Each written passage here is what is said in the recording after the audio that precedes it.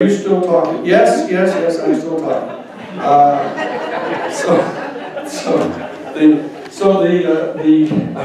This set of worldviews are predicated actually, and I don't want to go into great length, but it's important for you to understand the kind of fundamental nature of the conversation that's going on now. Because in addition to the cosmological question as to how the universe came into existence, and the teleological question as to how the universe is unfolding, there is the additional question, the so-called ontological question, is the question of how consciousness actually rose into being. That how did consciousness occur, in the midst of all of these rocks in elements? How did this happen? This is an ontological question as to the ontification of us as separate beings in rising consciousness and walking around behind our eyeballs here, kind of looking out at the rest of the universe and realizing that we're conscious and other beings are conscious. How did that happen? And this is the ontological question. And the fourth of these pillar questions is the so-called epistemological question. That is, what are the means that we as human beings have access to by means of which we can possibly answer questions like that? Are we in fact limited to the five senses of seeing, tasting, touching, hearing, etc., processed through our intellect by means of which to answer these profound questions? Or might we in fact have other faculties that are still latent within us, that through the evolutionary process may evolve into full fruition and flowering, and that we discover that we have other means of accessing data and information in the universe? I'll tell you one quick story. I just graduated from Harvard College, and I'd gone up to Harvard Law School, and I'd heard that Professor Crane Brinton, who was the head of the Department of Intellectual History at Harvard University, and had been so for like 30 years, he was going to be delivering his final lecture of his entire 30-year career at Harvard. And so a number of us that were in the graduate schools around Cambridge came back to hear his final lecture. And so they had to move it to Lowell Hall, this great big place where all kinds of alumni came back to hear him. He was asked, as the chair of the Department of Intellectual History, to identify the single most important idea that he had ever encountered in all of his research. And he gets up in front of the assembled class and he said that I've been tasked with this question, to answer this question. He said, and I think the answer is very simple. He said, I believe that the single most important intellectual idea and insight of our human family that I've encountered is this issue of our human family being right on the very verge of evolving a new faculty, like seeing or hearing, that is able to directly and immediately experientially discern, like light or sound, the actual phenomenon that binds together every single ultimately irreducible integer of matter in the entire physical universe. And that by means of this direct experience, with regard to which we have no vocabulary that is able to articulate the experience, it is therefore, at least so far, inherently ineffable and apophatic, as they say. That we don't have language to describe it because it's just ascending.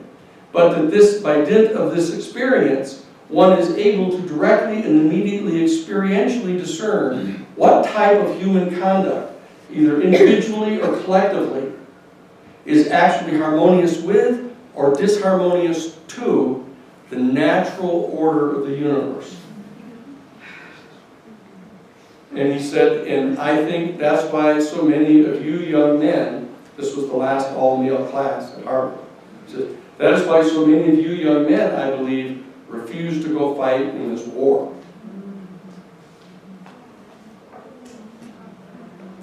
We were all thunderstruck. We were all thunderstruck, of course, and he kind of mumbled away, and he walks off, and died 2 months later.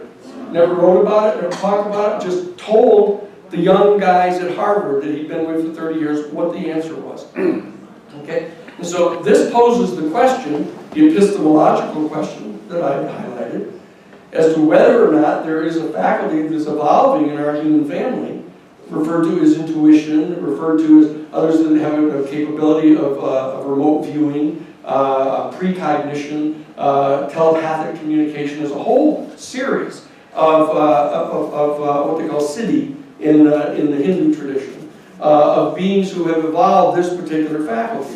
And there's all kinds of discussion going on about people like Jesus Christ and like Muhammad, and like Moses, and like others that are these prophetic beings, Zoroaster, Confucius, Lao Tzu, others who actually appear to be mutations that actually have had this faculty fully evolved, and that they've actually displayed the functioning of this faculty. And people gather all around them in amazement and tell stories about them, and then form religions about them that ossify into dogma and doctrines and then persecutions. People don't believe it. But the fact is that this poses this epistemological question. And what the understanding is in comparative social ethics, the professional field of professional social ethics, that what they believe is that if in fact a person answers the cosmological question, the teleological question, the ontological question, and the epistemological question in ways that are all internally self-referentially consistent with each other, that it will generate a specific mode of ethical reasoning. Yes.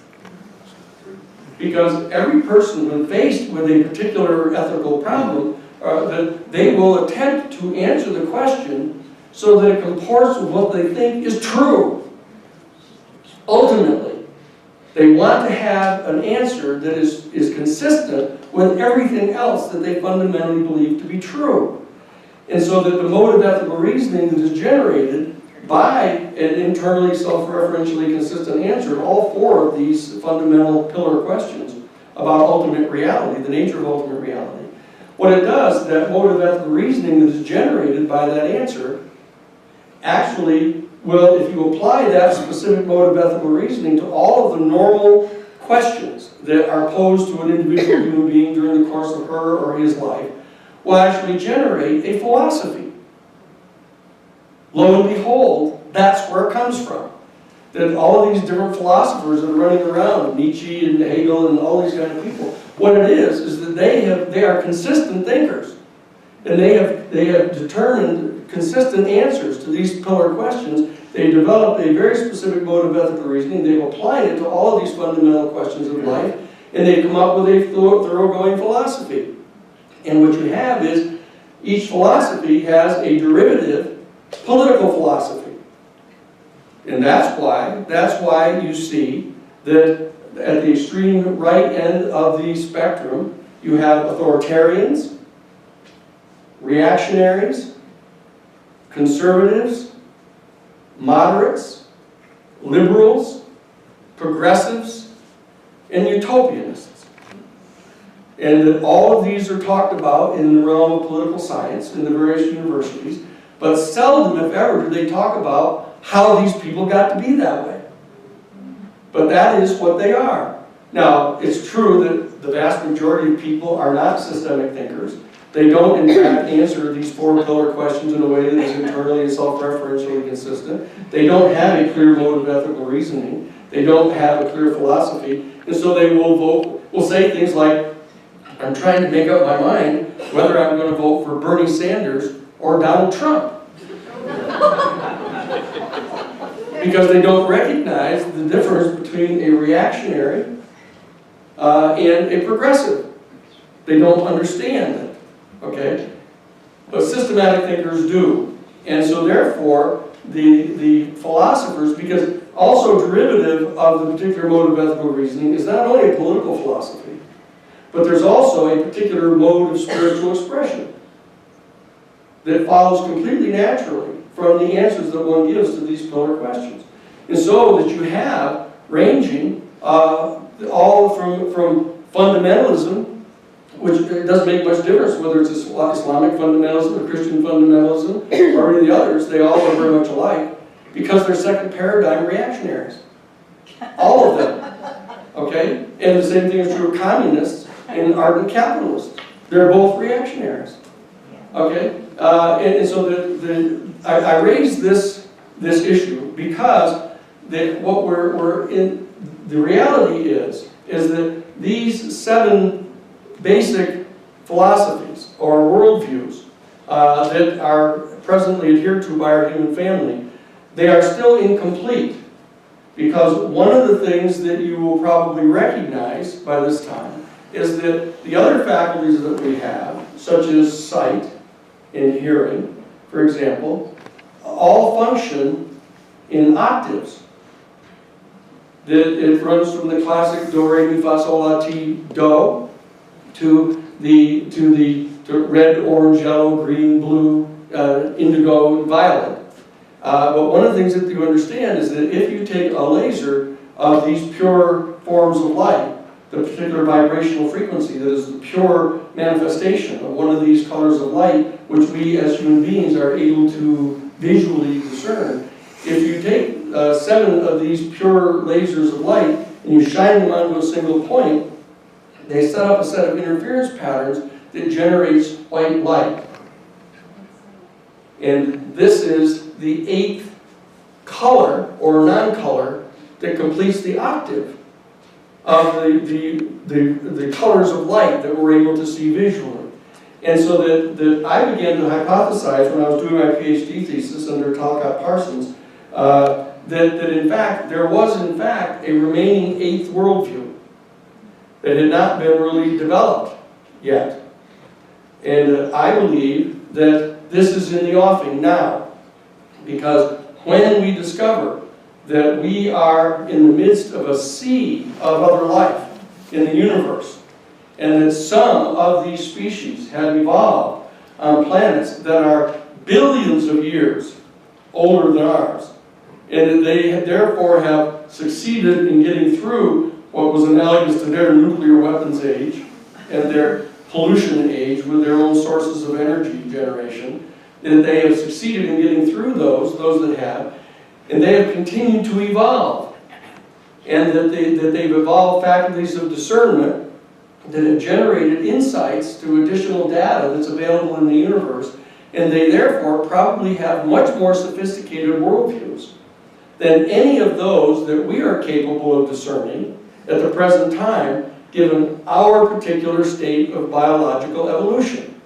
But that we're biologically evolving through a set of stages that may be opening onto this 6th new faculty, the so-called 6th sense, that may be evolving now.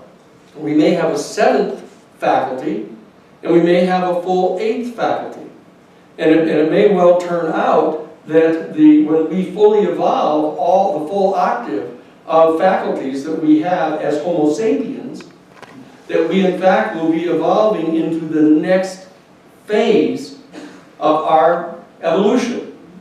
And just like we as Homo erectus to Homo sapiens, Homo sapiens sapiens, that we have evolved up stage by stage, and that we all have to understand that we are in the process of evolving into an additionally new species from Homo sapien. And that is probably going to be what we might refer to as Cosmo sapiens. And the fact of the matter is that when we finally open up this 8th chakra of our human energy field, that it may in fact be the bottom vibrational energy field of the next entire octave of being. And that we have a future ahead of us, not all as Homo sapiens, but as the next development of Homo sapiens. And this is our future. This is our destiny. And that we, in fact, will be a space-faring species, as many of these other species already are. But what we have to do right now, given our limited capacities, is we have to begin this fundamental, serious discussion about what this additional worldview is, of which we are capable. Because that is going to be what enables us to actually discover a mode of spiritual expression which is generic to this new worldview, that is unconditioned by the various cultural limitations that have been imposed upon the various spiritual traditions on the planet, on the part of our human family. And all of these insights of our human family have to now begin to come together. So I sat down with Father Funes, one of the things I had talked about, I said, look we're going to have to, the Jesuit order is going to have to deal with, and remember the Jesuit order was formed in 1540 to try to bring about the reformation of the Catholic Church, to stave off the revolution that was going to be held in the form of the actual Reformation that took place, that generated all of the protests in the Protestant denominations of Catholic Christology. And as you well know, that virtually all of those objections to the Catholic Church were completely legitimate. You know, the selling of indulgences, the whole range of things that the Catholic Church was doing. And so the Jesuits were formed to actually reform the Church. And so that is their mission. And so I sat down with Father Funes, I said, you know, we're in discussing this New Age paradigm, we're going to have to revisit this issue of Gnosticism. You know, I mean, the Council of Nicaea, you know, condemned Gnosticism, asserting that our human species, our regular human family, is incapable of direct experiential union with the infinite and eternal. That's the job of the Church. That the Church has to be intervening between you and the unit of experience of the infinite and eternal, and the Church will tell you what that's all about. And that only the people that are inside the Church have developed that additional faculty by sitting around and meditating and fasting and being celibate and the whole set of range of things which turn out to be mysteriously like Buddhism and Hinduism. But that's the last thing in the world the Church is ever going to talk about to the laity. Okay? But you need to understand that all of these various decisions that were made by the Catholic Christian Church were made at a time when 99.9% of all the people were completely illiterate. And never ventured more than 25 miles from where they were born in their entire life. So that the whole dumbing down and diminishment of the ultimate insights that abide within the Catholic Christology in various esoteric circles were never conveyed to the average people. And the same thing happens in Hinduism and Buddhism, that the practitioners know about these things because they are accessed by experience. But they discover the verities of these insights to be ineffable, to be non-translatable into language that can in fact be communicated to people who haven't had the experience. And so the issue of this experience, this unitive experience, that is in fact the gateway to the evolution of this next faculty that we have, this sixth sense that we have, this access to unitive being that we have, is the critical element that we have to focus ourselves upon. And I raised it with Father Funes, and I said, in addition to the confronting of the mistaken rule that was made against Gnosticism, we have to also revisit the issue of reincarnation, which has also been condemned by the Catholic Church, because where would they be if there was no heaven and hell? How are they going to keep up the contributions on Sunday? Or how are they going to sell indulgences? You know? So that's a little facetious, but not that facetious. But the bottom line is that what we see ourselves faced with now is this challenge to start to discern and articulate this eighth paradigm worldview, which is the post-contact worldview, of trying to understand how it is that we can draw ourselves collectively as a species up to our highest potentials and develop this faculty, because this faculty of unitive experience is in fact something that we're going to have in common with many of these other extraterrestrial beings who have evolved further than we have. And that is going to be one of the criteria by means of which we demonstrate our worthiness to participate in this type of a new galactic civilization. You know, so that we're not considered, you know, primitives that, you know, they just need to be kind of exterminated. or kept as pets. Or any of the other horror stories that go on. And in fact, we have to come to grips with the fact that historically on our planet, whenever a much more sophisticated technological civilization encounters a much more primitive civilization that has not been contacted before in Papua New Guinea or deep in the jungles of South America somewhere, that civilization ends up being totally destroyed.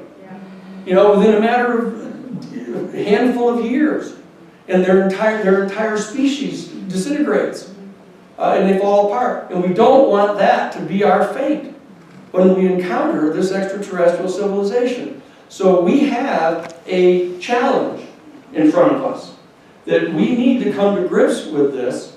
We have to have a number of us that are willing to step forward within our own particular denominational faith groups, within our secular communities, within our philosophical fellows, and raise these questions up and come to grips with these issues, because we're getting ready to confront one of the most potentially culturally traumatic experiences that our human family has ever experienced together. We're going to discover that not only are we not in the physical center of the entire universe, that Copernicus and Galileo and Giordano Bruno paid the consequences for having to try to tell people, and the church.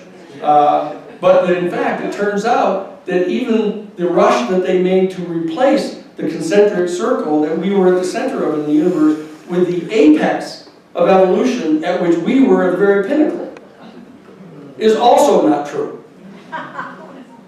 And so we have to be able to develop some type of vision for our human family that locates us as a species, still in process, still evolving, but entirely worthy to be partners and companions of the other beings in the universe who may have evolved many millions of years in advance of us.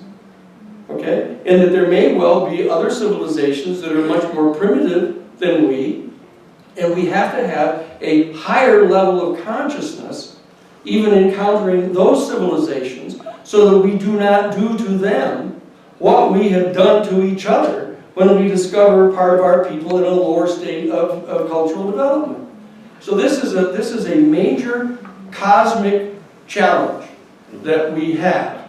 But as human beings, we historically have risen to challenges, because as it turns out, every single one of us here today are part of a successful lineage that has succeeded in the face of all the challenges, of all the wild animals that tried to eat us, of all of the warrior types that tried to kill us and our historical ancestors. We are all the progeny of a successful line of Homo sapiens. And so we are the exact people who can meet the challenge. But we have to recognize the challenge. We have to be willing to reach out and take up the challenge. And it is one of the most exciting and potentially successful challenges that we're ever going to be able to face. So that's the topic that I'm discussing tonight.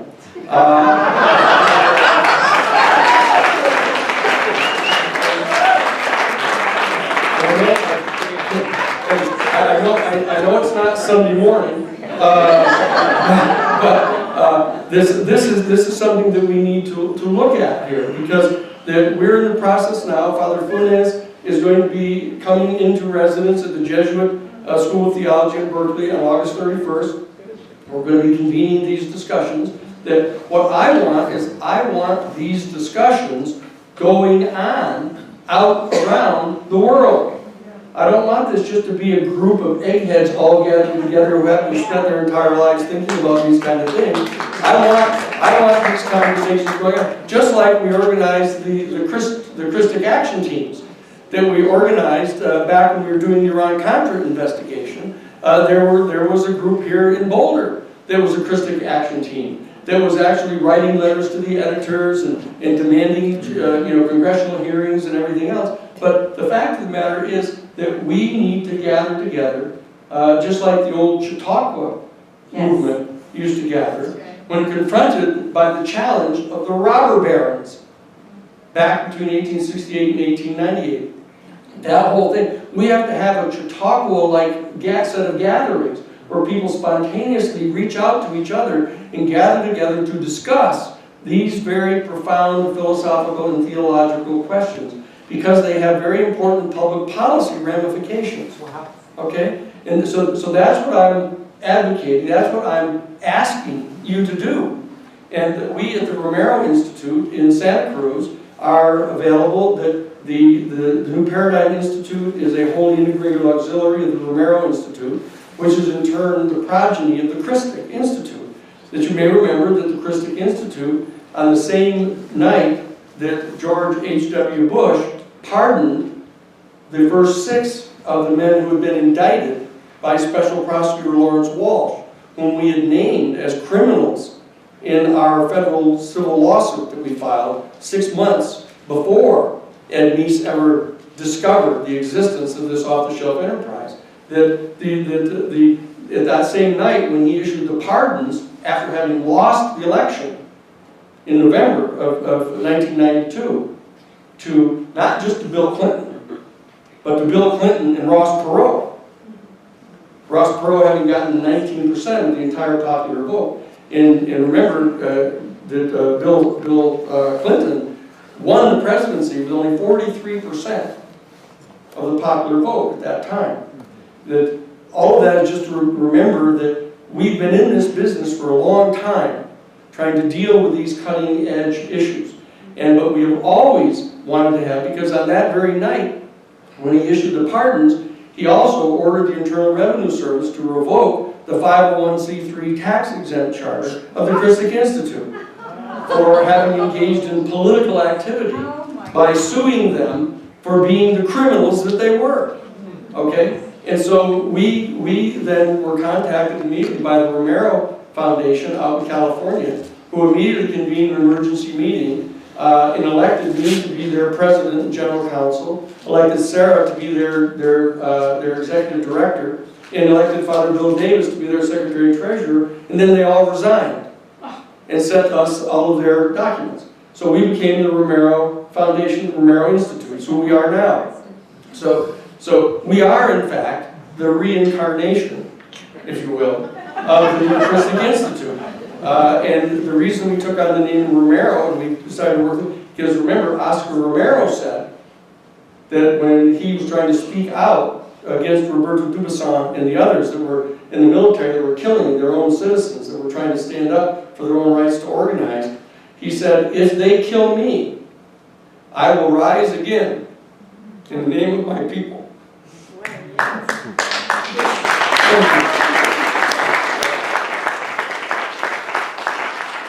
Thank you. Thank you.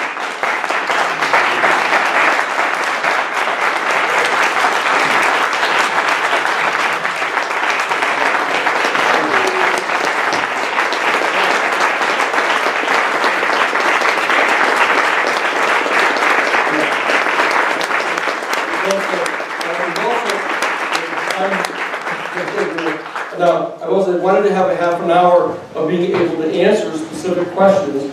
I know that what I've raised probably doesn't raise any questions to you. Or actually, more accurately, you probably aren't able to figure out what the question is that you might want to ask. But there probably are some questions. And so we have 30 minutes or so before we have to leave. No, we have more than that. We have more. All right, we'll see. Yeah. Okay, so let's take the questions and I'll do the best I can. All right, so first of all, thank you. What's your name? Melissa Penn. Thank you, Melissa. For 30 years I've been saying this. I was the resident theologian for the Center for Particle Astrophysics at Cal. The only question, and I want to thank you for your years of service. Because of what you did, I chose not to become a lawyer. I became a theologian. My only question is, how can I help? Well, I think that given your particular background, that one of the things you might want to do is to help convene a discussion group among people here, and talk with the people here from Boulder Exo, and have them facilitate getting access to facilities where you can gather and meet, And you can stay in communication with me at the Romero Institute, it's simple romeroinstitute.org. For any assistance and kind of questions you might want to address, how to go about it. And what it'll be is sort of a microcosm of what it is that we're doing at Berkeley. While I'm reaching out to try to get the other people to participate in these conversations, because I want to have people figure out how we might go about this in the best manner. And I think that and I talked about this at lunch, one of the things you might do is have people gather in circles. And the fact is, the kind of people that I'm going to be inviting to come to the Graduate Theological Union and stuff in Berkeley, each one of them could talk a week, And so what we're going to try to do is say, okay, just talk like 2 minutes and direct your 2 minutes to the issue that we put in front of you, and then move to the next person. And we'll have a talking stick and have them pass the stick around. And what we want to do is have this conversation go around just like the 6 Indian nations of the Akwesasne used to do up in the 6 Indian nations in New York. It wasn't New York at the time. That actually what will happen is insights will arise out of the group with these 2-minute observations that they make. An overtone will occur that is an idea that none of the people who are participating would have ever been able to figure out for herself or himself. And then you want to codify that. You want to codify that idea, and then you want to pass it along to us at the Romero Institute, the New Paradigm Institute, and then I'll be given some insight into some of the issues that I might be able to present to these other people. Okay? So that's a concrete thing that you can do. Okay? Yeah, we did it at the Parliament in '93. It works. Okay. Okay? Yes. We can get the microphone so everyone can hear it. I hope that you are right, that we are evolving as a species, but I question that because it seems to me that throughout the ages, we've had many people who've had this unity of consciousness, whether they've been in high civilizations or like primitive societies. There have been many people who've had this. So how do you see that? Do you think more and more of us are getting that? That down through the ages constitutes about 10,000 years that we're talking about here. And the fact of the matter is, these are millions of years of evolution that we're talking about. And that what we're seeing happening over these last 10,000 years, from basically about 4,000 to 6,000 BC, where we have very limited records of what was going on back then. All the way on up through, we began to see individuals who seemed to have flashes of this capacity. And they all attracted a lot of attention. And so what we're really looking at is that we're in a period where this particular faculty that, for example, that Jesus used to talk about, just remember all the weird things that Jesus used to do. That not only levitate, which is a very well-known siddha that takes place among the Hindus, in Buddhists, etc., but he used to also transfigure, he actually had transfiguration as one of the stations of the cross, is his transfiguration, where he went out and stood there and transfigured into this giant light being, and Elijah was there, and etc. And he also could transmute water into wine. He was able to access the kind of internal molecular structure of matter, which people talk about all the time with the different gurus that do that kind of a thing. The famous story of was it one of the it wasn't Baba Muktananda, it was one of the other ones. Sai Baba. Remember the big famous Sai Baba thing? You say, here I manifest this ash and I give it to you, and the guy's, ash. So what? I said, how about something more complicated? And he said, what would you like? He said, how about a Swiss watch? And he did this and pulled out a Swiss watch and gave it to him. And so the guy got freaked out by it. And so he decided he was going to, they had a serial number on it. And he tracked it down and found out where it was manufactured. He went to Sweden or wherever it was, Switzerland, where it was manufactured, walked in to the shop and said, here, I've got this watch. Was this made here? And the guy looks at it and he says, yes. He looked up the little code number on the back and said, yes, I remember that, as a matter of fact. He said, this strange person with big hair and this orange kind of thing walked in to the place and gave me these gold ingots for this thing. And it turns out it was at the exact second that he handed it to him before. And you say, what the hell is that all about? Okay? And so that you hear about these types of things, of Jesus raising people from the dead, that all of these things all this really is accessing subtler dimensions of reality, of actually material reality, these so-called miracles that take place. And it's an attempt to basically demonstrate to people that there is this ability that we have. And as he said to them, he says, look, you will all do much greater things than I. I'm just here, I'm the good news.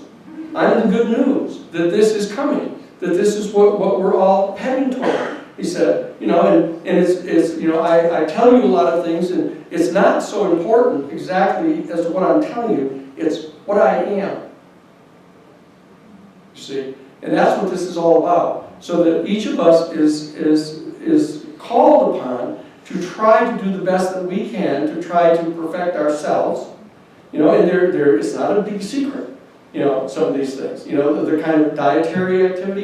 You try to avoid, banging large animals in the head and killing them and tearing their leg off and eating it. You try to do all these kind of things. Think about the things that if you're sitting with a council of people from an extraterrestrial civilization and they're asking you about our human family. And you're trying to say, okay, look, I'm here to speak up for our human family. Okay? We admit that we've got a ways to go.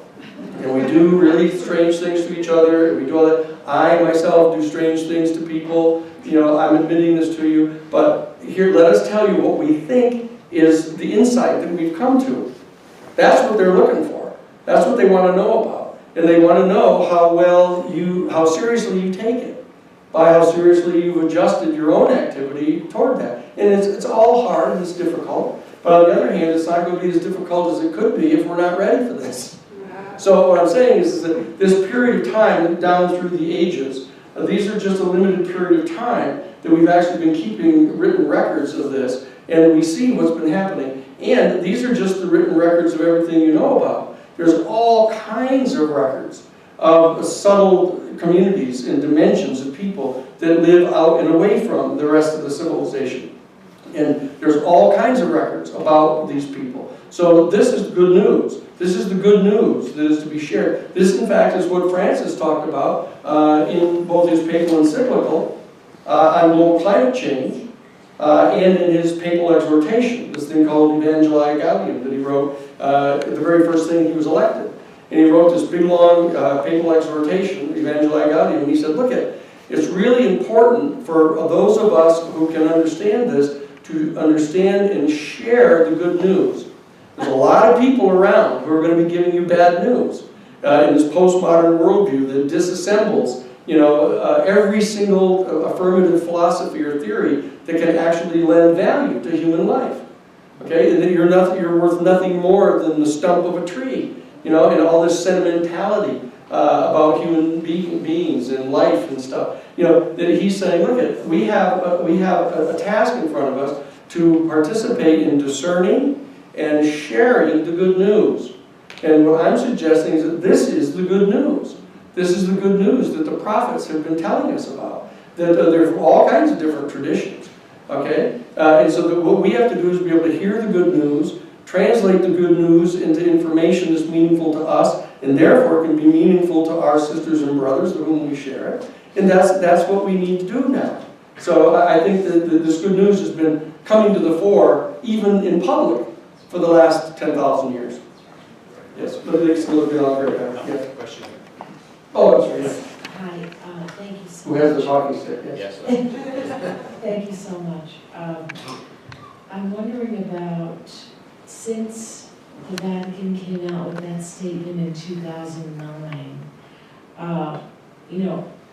are there statements coming out maybe through the United Nations from different nations that have some sort of similarity to this, or anything from other nations? Well, it's the issue of the United Nations and the institution of nation states that were actually established at the Treaty of Westphalia by the royal families of Europe are not likely, given their historical origins, to be into this.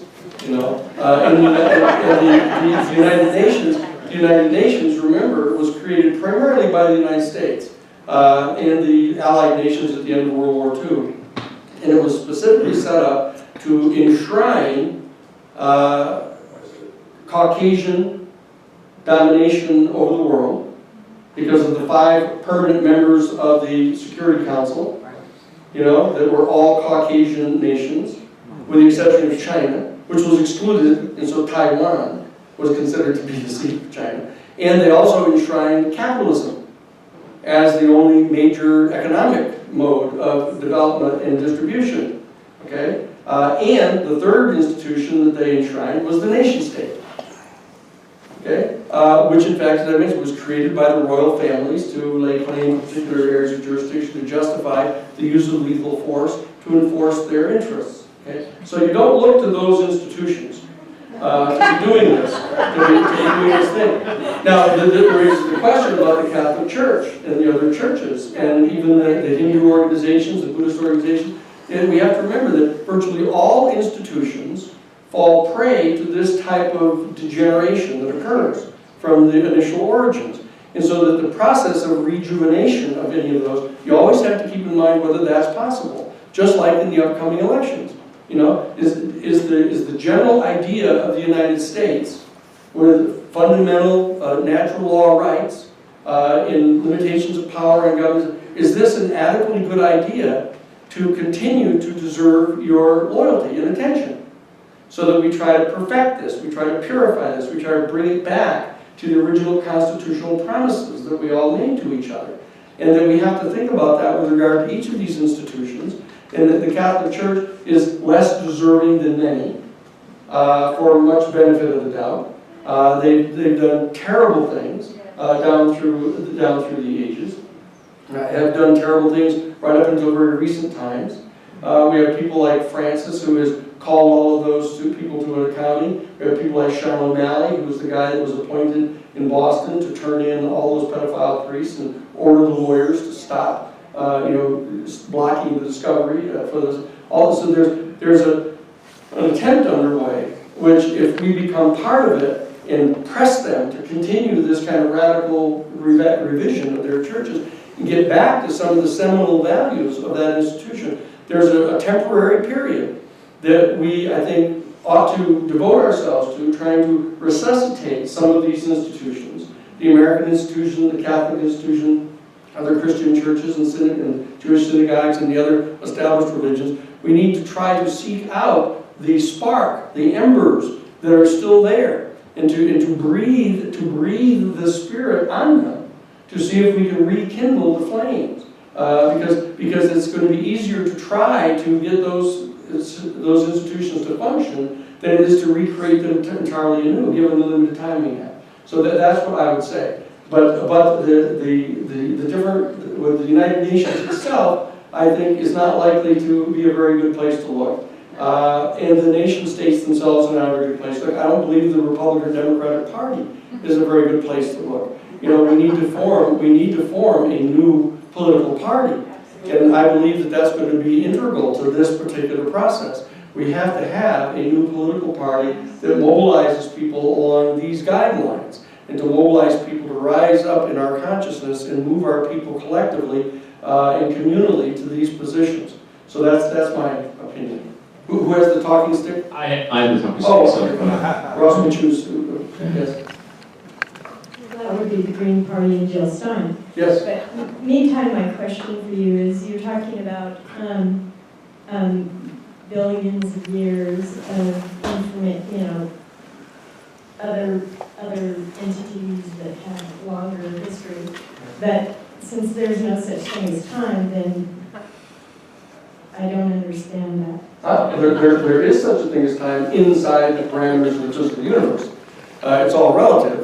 But the fact is that we're talking about the salvation of the human family. And we only exist inside the parameters of the physical universe right now. We have ideally some kind of spiritual dimension of being able to commune with the infinite and eternal. But the fact is we are incarnated in the material realm. And inside the material realm, the time does exist. It is in fact a fourth function of a dimension of reality. So that we can utilize time and use it as a referent for guiding our conduct inside the material plane, because we're not in fact hopefully trying to think of the name of it. There was one of the groups that insisted that we'll come up with it in a second here, that in fact the material world, the world of physical incarnation, is inherently sinful and flawed. But not all the Gnostics. There was a subgroup. No, August. Was it? Augustine. No. There was a whole group. Was it? No, not the Essenes. Keep going. This is a test now. We're trying to do something. It's going on. I'll think of it. Anyway, the Manichaeans. There you go. Got it. The Manichaeans were a group that, in fact, were convinced that the entire material realm is inherently sinful and fallen, and that, in fact, it was created by Yahweh as a place of punishment. Okay? And that's a whole long theological track that they have. But the reality is that inside the material universe, time is, in fact, real. And it's not that one can't get outside of it and maintain some perspective on it, but the fact is, the narrow question that you ask is, how can we deal with time inside the universe? We can.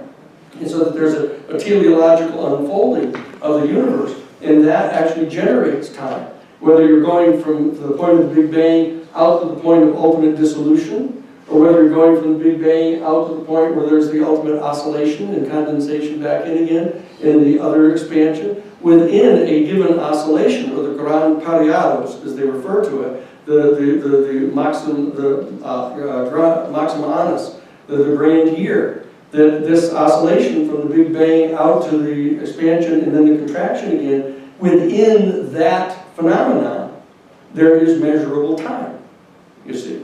And so that's that while that's no small thing to have to deal with, the fact of the matter is that's where we're functioning. We're functioning clearly in the midst of an expansive stage of the physical universe, an expansion and disintegration of the material realm. And so that we have to figure out where we are in that particular process, figure out whether we think it's going to go dissipate into ultimate nothingness, or whether it's going to contract back again, and so that we can, in the context of that, make determinations. I mean, one may come to the position saying, who cares whether the human species survives? I do. I've got an operational bias. I have to be perfectly frank about this. That, I'm biased on behalf of the human family. I want us to survive. I want us to flourish. I want us to be able to reach our higher states of evolution. I want us to be able to reach out to the stars. I want us to be able to participate with the galactic community. And other people may disagree. And I think we have to function within some kind of an aspect of time to get this done, because this process is unfolding and this event is going to take place, as they say, much sooner than most people think. And so I think we need to get ourselves prepared within the context of time. Okay? Sort of. You. Sure. Yes? Getting back to the committee at 100, is it going to look like the human population? In other words, I represent 51% plus of the population as a woman, and I can tell you that's not what I experience on committees.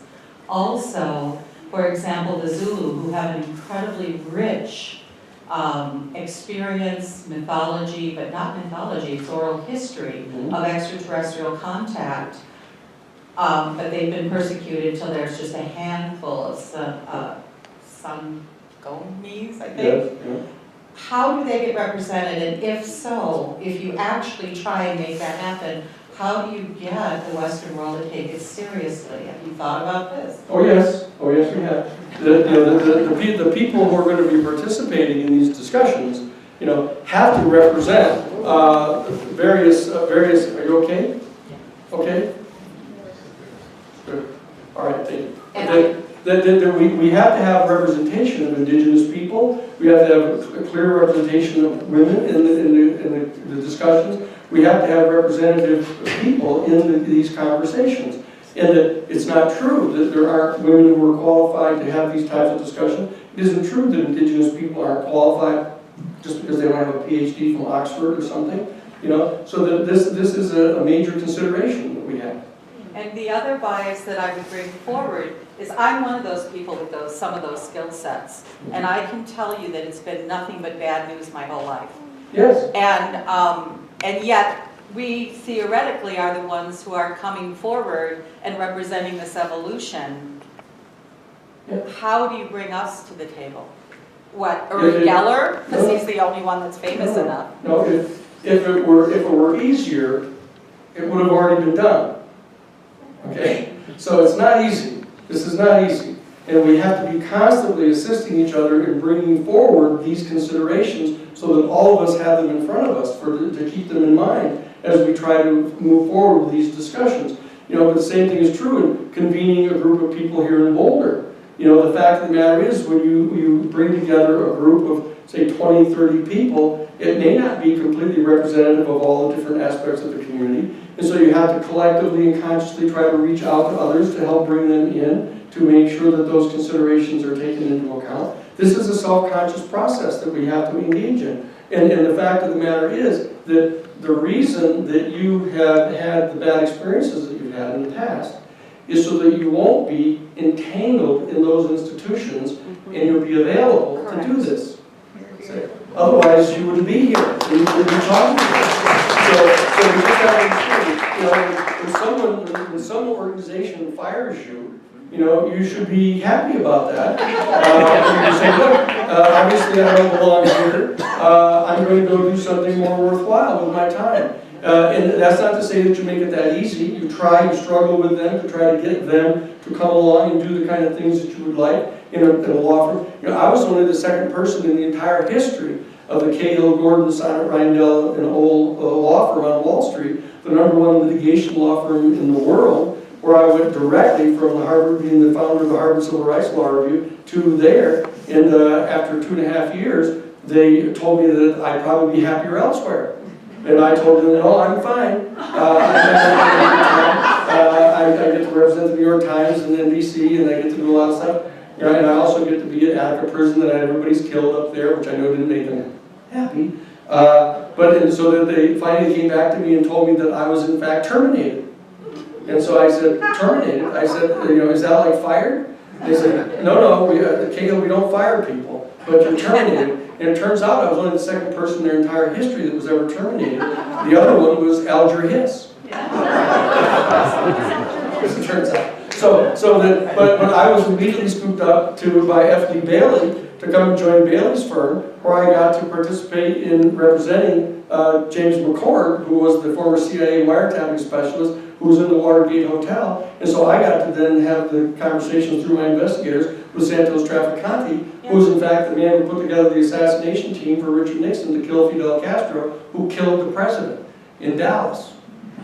And I never would have known that. But every scientist investigating the paranormal has been blacklisted. Well, every single one.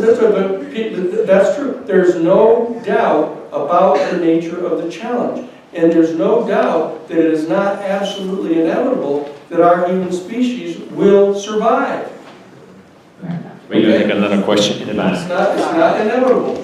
But I think that if we get to work, we can help increase the probabilities. Yeah, who killed Kennedy? That's wrong. Well, sure, we'll talk about it later.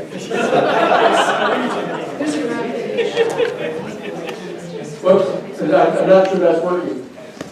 There's a gravitation, I think, of spiritual people that come to the spiritual movement that are ethically challenged. And it's really sad because so many people have such a great heart. They give so much of their time and energy to these efforts. And then there are people that come in, and if you disagree with them, they will trash you, or they will trash the movement, like you said, in the fire. That is something we have to really rise above, because ethically, consciousness won't allow us to be that person. And I have found myself being a warrior for so many years, and I'm stepping back out of the warrior stance because I think it has to be done differently. You know, even to the tune of putting together dossiers and bringing down criminals with the FBI. I've done that in recent years, it really is kind of a waste of, I don't know if it's a waste of time, I think it's something I had to go through. Yeah. But I still think this ethical consciousness, I love what you said. And I would really love to see that evolution. Yeah. Would love to help with this. No, all that we need to do is come together. That those of us who have been pushed out of other institutional settings, but who have gained some information and insight during that process, and have seen what the challenges are when unethical people come in and dominate those institutional groups, etc. And you have to move out from there and not become engaged with them. Don't get caught in the dialectic and don't descend to that level. Don't descend into the lower chakras and have them dominate your conduct. You know, that's the kind of things that you have to do. But the reality is, it does require work on our part. It requires attention to yourself. It requires attention to your diet. It requires attention to your relationships. It requires attention to your time spent meditating and developing these subtler faculties that you have. It requires all of that stuff. And everyone, I don't think that we ought to turn on ourselves when we find ourselves not succeeding in persuading some particular group and say, oh, you know, I must have to spend 2 more hours meditating every day. That's not the solution. What you do is just keep moving forward. And you have to not allow, you know, the imperfect, you know, to become the enemy of the possible. You know, you just have to keep doing what it is that you can do. And I think that if in fact we have access to the infinite and eternal sea of consciousness, that consciousness can flow through us into the moment. You know, I don't believe that there's any great white bearded anthropomorphic male being sitting up outside the universe, you know, with a golden scepter telling us what to do. None of that's true. All of that is primitive anthropomorphization of a subtle dimension of reality. We have to be clear about what the subtle dimension is, but we have to, each of us, kind of formulate in our own unconscious mind, at least, some kind of motivation that keeps us going, that keeps us positive, that keeps us, you know, responding to antagonisms with as high a state of consciousness as we can.